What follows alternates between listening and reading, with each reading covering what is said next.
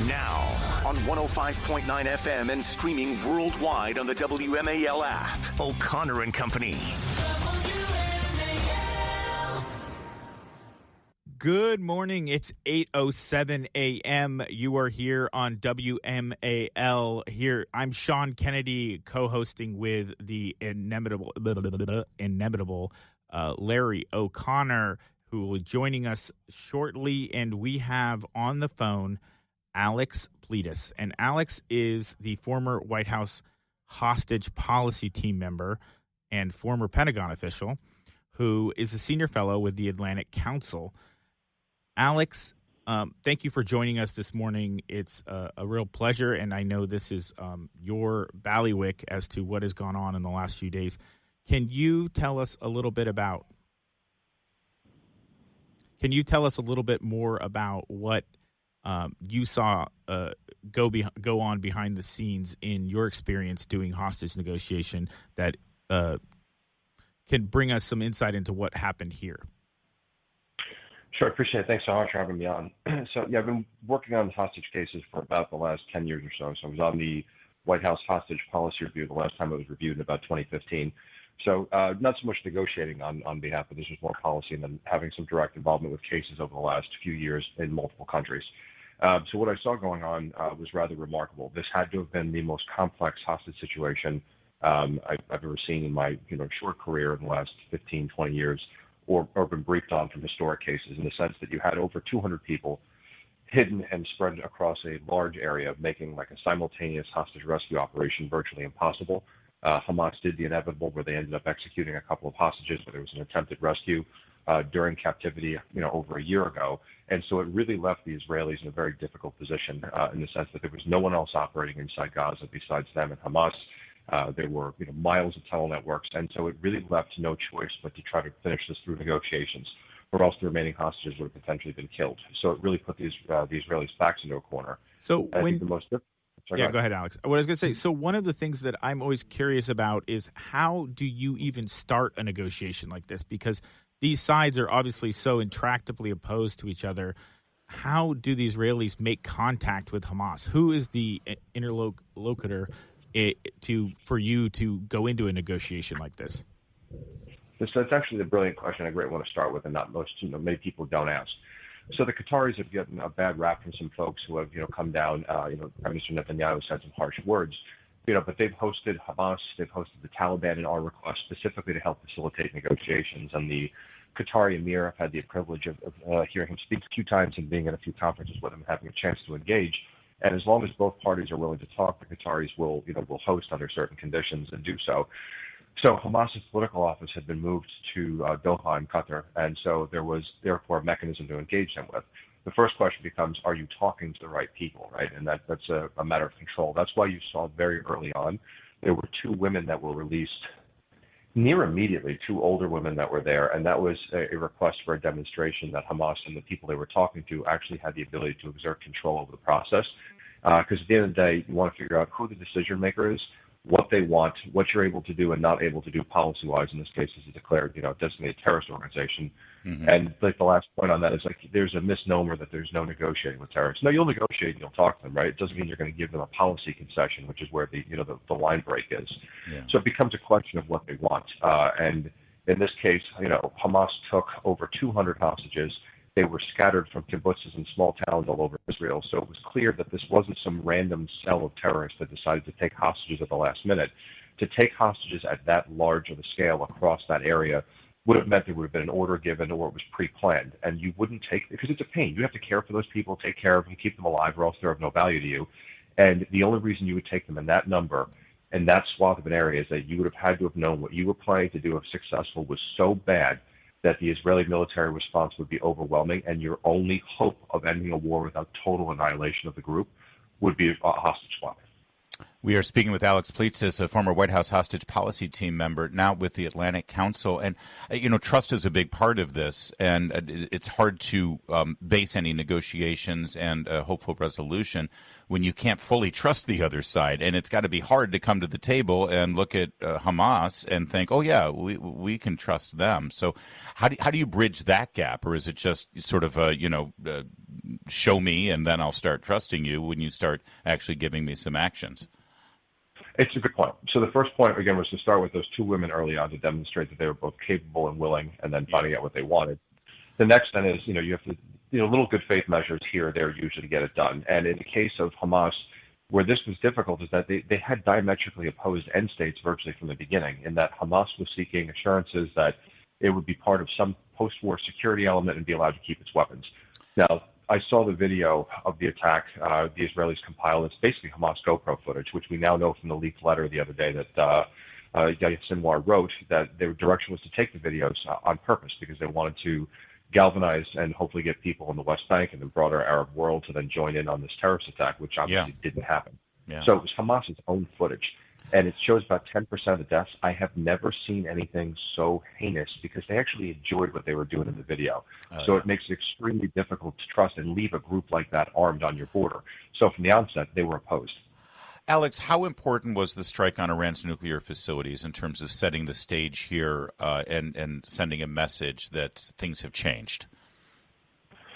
I think it was pretty substantive, to be honest with you. There were just a few major factors that contributed, in my opinion, right? So keeping the Israelis from striking at different actors in the region, there were two main forms of deterrence. There was a massive missile stock in southern Lebanon that Hezbollah maintained via Iran that would have rained down on Tel Aviv and Jerusalem and overwhelmed the air defense systems. And then you had the ballistic missile stocks in Iran, and then the nuke program. So that was really what was seen as keeping the Israelis in check from a conventional weapons deterrence perspective, because nobody, would have overwhelmed the Iron Dome. So after Israel took out the ballistic missile stocks and the pager, sabotage attack in Lebanon to take out the fighters, then during the 12-day war, they wiped out most of the missile stocks, and they also took out the nuke program, and the Syrian government was overthrown. It became very clear at that point, all of the outside actors, there was nobody who was going to be able to step in and put a stop to Israeli military activity if they wanted to continue. Quickly, Alex, and thank you for all of this. You hear President Trump saying that he believes this is the foundation for a lasting and stabilizing peace in that region. Is that possible? You hear talk now of a two-state solution, and the last time they moved in that direction, the people of Gaza elected Hamas, and we see what happened then. What does the future look like based on this foundation? So I think it's certainly a foundation, but I think we are far ways away from peace right now, and I think we are much further away from a two-state solution. I know that's not what anybody wants to hear, but there are some ingredients that are missing. To your point, there hasn't been an election in Gaza since 2006.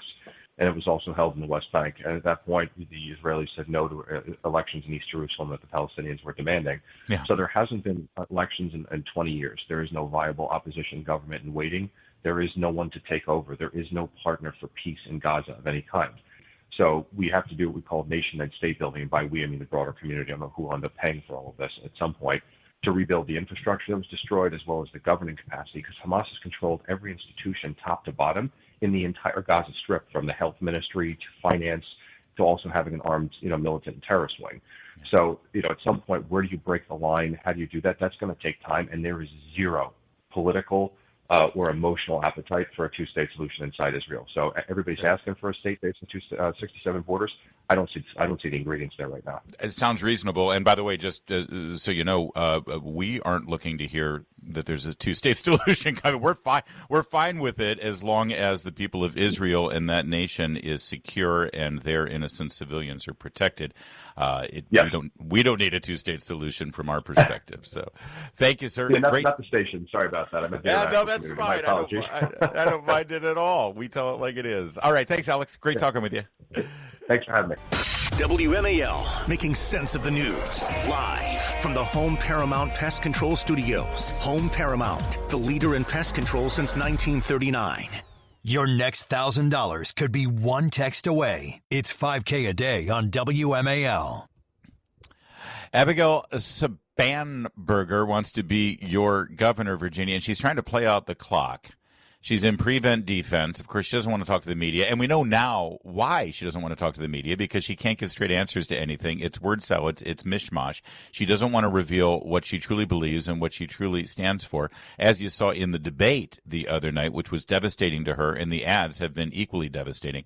I want to remind you that Winsome Earle-Sears is joining us at 8:35. Take a listen to this ad where Spanberger tries to flex and brag about her resume. Cut 17. After 9/11, I walked the halls of CIA as a case officer working counterterrorism. And then I walked the halls of Congress, where despite the dysfunction, I got things done. Yeah, when asked about the dangers of biological men going into little girls' locker rooms and exposing themselves, she acts like she's indignant. I'm a mother of three. And she goes on to say that she used to work on cases in law enforcement investigating crimes against children. And I was like, wait a second, as a CIA agent you did that? Or as a member of Congress? But now apparently we know what her law enforcement background is, Sean. I had missed this on her resume. She was a postal inspector. Yeah. So if you open your no offense mail, to the post office. No, my grandfather was a postman for 40 years. I have utmost respect for the people who deliver the mail in the United States. Yeah, they work but hard. She makes it sound like she was like in CIS she or wasn't something. on the SWAT team. Yes, exactly. You know. But it's funny because there's like a Maslow's hierarchy of things, law enforcement, business, whatever you want to say. And it's not like you don't have to be ashamed of it. And in a way, it's disrespectful to sort of lied over the fact that you were a postal inspector. And then I actually found out that her father, who also worked in law enforcement, was also a 40-year postal inspector, which I will say, as a person whose family worked in the post office, nepotism was the way of the post office back then. It still remains that. If you wanted a job and your family worked for the post office, you can go get a job at the post office. And so I'm not surprised she got a job at the post office out of college. Okay, but generally, and again, I don't want anyone to be offended. I know we need postal inspectors. You guys are not getting mail at the studio for years. No, we aren't. But when you go out there and you say in a debate or in an ad or whatever that you were a federal law enforcement officer, you don't immediately think postal inspector, okay? That's not really immediately what comes to mind. But I guess technically that is a federal law enforcement officer. However, her proper grasp of criminal behavior and criminal investigations that she certainly honed through her tenure as a postal inspector didn't serve her well when it came to accepting $50,000 from a Chinese communist for her campaign. That's an illegal campaign donation. We talked about it a couple of months ago when it was revealed, and she really hasn't gotten any fallout from it, of course, because the media loves Abigail Spanberger. But it's back in the news now because that same Chinese Communist Party member has now been discovered making a $50,000 donation, the same amount, to Mike Sherrill, the Democrat nominee for governor in New Jersey. That seems to be a pattern of illegal behavior, Sean. Yeah, I'm not sure if that $50,000 came through the mail, though. So it may not have been a federal crime. Or not one that would have been on her radar. She couldn't have investigated it, I guess. Yeah. But no, I mean, this is disturbing, to say the least, that like a Chinese Communist Party member whose immigration status is unclear is donating to the gubernatorial campaigns of the two largest, biggest Democratic officials this cycle. By the way, I went through the donors to Abigail Spanberger for this latest cycle so far. And she's raised a lot of money and tens of millions of dollars compared to our next guest, who has raised less, but is still, catching up. But she raised it from, not in addition to like Soros DA donors left and right. I'm not going to list off all these obscure people who give big, but she got the Clean Virginia money, which are basically people who want to take down Dominion Power, the power company in Virginia, all the time, and the betting industry. So who's bankrolling her? The opponents to Dominion Power and gambling interests and the Chinese communists. I mean, it just doesn't it make you feel warm and fuzzy inside? And trans activists from California, let's not forget. Yes, of course. That's a big part of it. Well, it's a rainbow coalition of crazy. Yeah, and as you mentioned, we do have another guest coming up who's been raising money for governor, not nearly as much or nefariously as Abigail Spanberger. Coming up in mere moments, we will hear from Winsome Earle-Sears, the Republican nominee. Right now it's 8:23. Coming up, she's the most talked about political figure in America today. I mean, other than Donald Trump. She's Winsome Earle-Sears, and she's our guest next. WMAL FM, Woodbridge, Washington, a Cumulus media station. Making sense of the news. News Talk 105.9. News now. Now, on 105.9 FM and streaming worldwide on the WMAL app. O'Connor and Company. Have some political courage. What you have done is you are taking political calculations about your future as governor. Well, as governor, you have to make hard choices, and that means telling Jay Jones to leave the race. One of the most powerful political ads that I have seen in decades, that from Winsome Earle-Sears, the Lieutenant Governor of Virginia, now the Republican nominee for governor, and she joins us now. Winsome Earle-Sears, thanks for joining us. Great to talk with you, as always. Oh, yes. Thank you, Larry. Thank you for having me, and good morning to your listeners. The Spanberger campaign seems to be in free fall here, and it's all of their own doing. She refuses to give a straight answer on some of the most important questions that voters are concerned about. And then, of course, the Jay Jones scandal that she refuses to distance herself from. She continues to embrace Jay Jones, won't withdraw her support. But it was that moment in the debate where she refused to look at you, talk to you, respond to you. It seems like you are really focused on the fact that she is not acting like a leader. As a governor, you have to make those tough choices. You have to take a stand. She just won't do it. Larry, life comes at you very hard. It doesn't have, let's look at this basket of problems today, and then tomorrow we'll have another one, and then tomorrow. No, there are 10 baskets of problems in front of you, and what are you going to do it? And all of them demand your attention. You've got to be able to handle the pressure. And for her to not be able to say something very simple, that it is not right that he should remain in the race, and I do not endorse him any longer. He advocated murder of his political opponent, and not just that, but he called the man's children and the wife breeding little fascists. Yeah. And by the way, the 2- and 5-year-old ought to be murdered too. This is not difficult. Yeah, no, it's incredible that she couldn't. It almost looked like she didn't want to say anything because her political consultants haven't told her what to say or how to phrase it. It's like you get that vibe from Abigail Spanberger that everything needs to be market tested and focus grouped, where I got to say, your entire career, for good and for bad sometimes, you're willing to just speak your mind and say, this is who I am and this is what I believe. You know, she's cut some commercials against me, but without context. And, you know, one of those, she's got me looking very angry.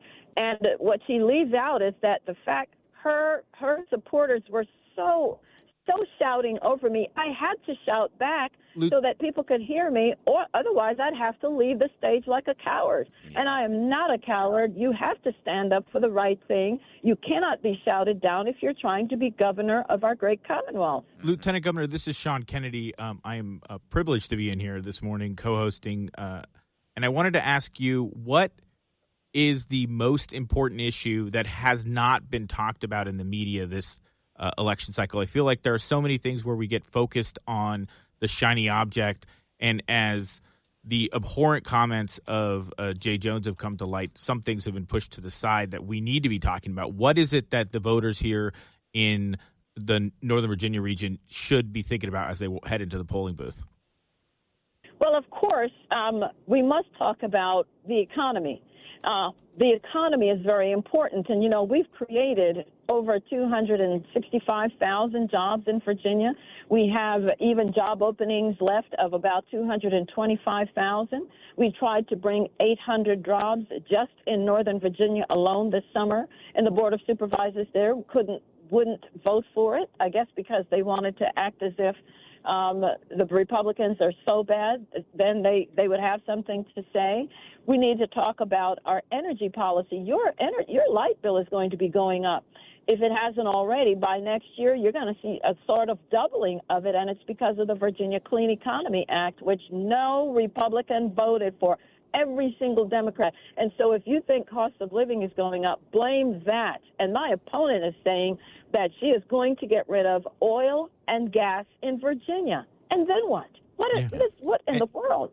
And Lieutenant Governor, one of the things we were talking about in a previous segment was that Congresswoman Spanberger took money from Chinese communists, but she's also taken a lot of money from a group called Clean Virginia. What do you make of it? What do you think the real agenda there is for some of these Democrats down in Richmond? They're going to destroy our economy, plain and simply. Look at what's happening in Maryland. Maryland, the cost of living has gone up 22%, and it is because of their ideology and these green energy policies. They don't work.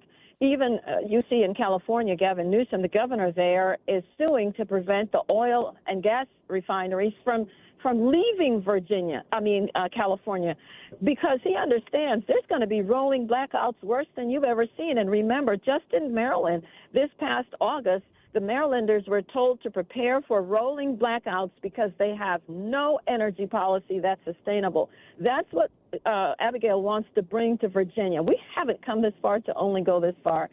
Finally, we had Eli Lilly decide that they're going to put their plant here, and it's going to bring over 2,000 some odd jobs. We're talking about high-paying jobs, and do you know why they chose Virginia, even though they had 400 applications from 46 other states? Because they like what we're doing. They like what we're doing. She doesn't know any of that. She was never there.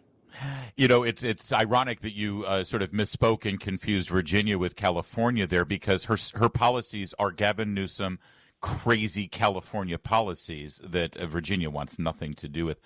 We're 3 weeks away from Election Day, Lieutenant Governor Earle-Sears. I would love for you to just take a moment here. I know you're running at a fast pace and you're sprinting to the finish line and you've got a hectic life.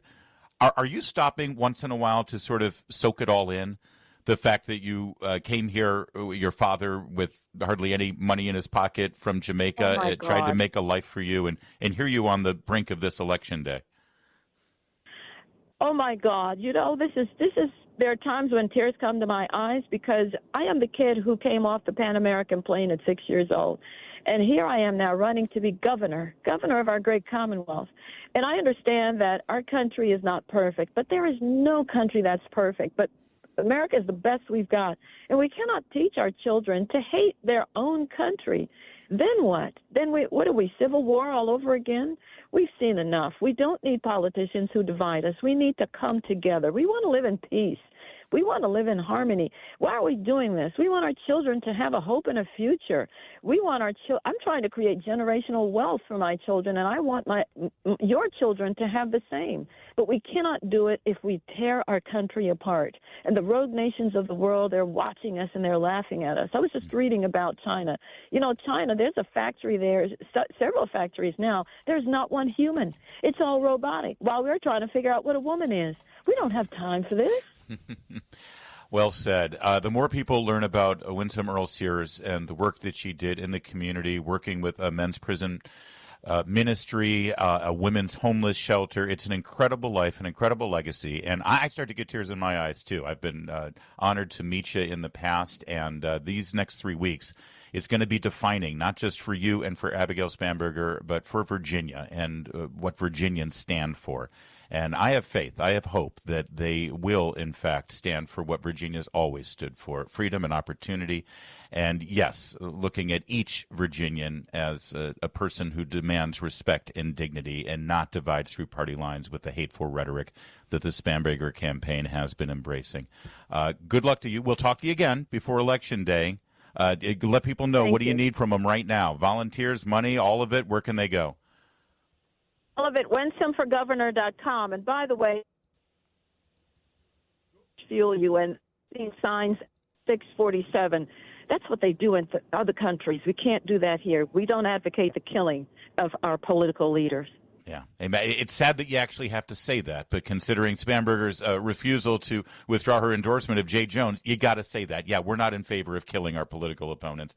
Thank you, Lieutenant Governor Earle-Sears. Take care. Get out there. Get working.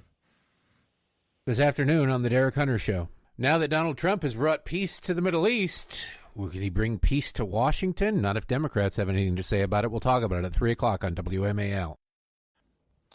It's a big birthday that we wanted to acknowledge. Actually, yesterday, a little posthumously here. But Sean Kennedy, you wanted to make sure we had a moment to acknowledge a very special lady on her birthday. Go ahead. Yes, it's Margaret Thatcher, the Iron Lady's birthday. Yes. But more importantly, it is a living Iron Lady, my wife's birthday today. So happy birthday. Wow. Thank you for listening to this last segment, because otherwise I'm pretty sure she was chasing children around all morning. And I love her and appreciate all that she does for us and me. No, wait, I've lost track now. Were you talking about Margaret Thatcher? Well, both. Everything both, that she has done for you? I mean, they're both British. They're both trained chemists, and both are virulently right wing. And they hate, they love the Falkland Islands. How, your wife's parents must have. Are they really? Is she really English? She's from the. No, I'm pretty sure they're from Luxembourg or something, which I don't even know if that's still a country. Sure, Luxembourg's still around. Really? Yeah. I don't know. I've always wanted to be the ambassador to Luxembourg. I thought it was like the Austria-Hungary of I think it is the smallest sovereign nation in Europe. But your in-laws must have been thrilled when they found out their daughter was marrying a Kennedy. Yeah, and then they found out it was me, and they were not as thrilled. Wait a second. It's not even the guy who hates Red Dye number 3. Come on. No. I mean, well, I do like to bury animals in public places. It's 8:52. I love Fruit Loops. They're great. Okay, good.